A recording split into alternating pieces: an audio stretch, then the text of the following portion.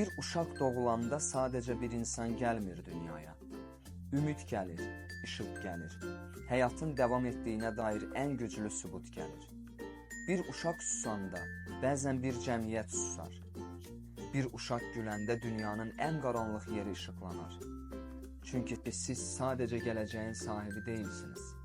Siz bu anın ən təmiz, ən güclü nəfəsisiniz.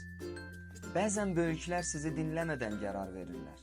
Amma unutmayın, dəyişiklik hər zaman bir sualla başlayır.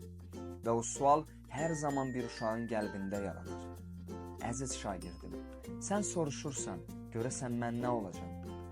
Amma mən səni gördükcə düşünürəm. Sən nə qədər möhtəşəm bir fərq yaradacaqsan.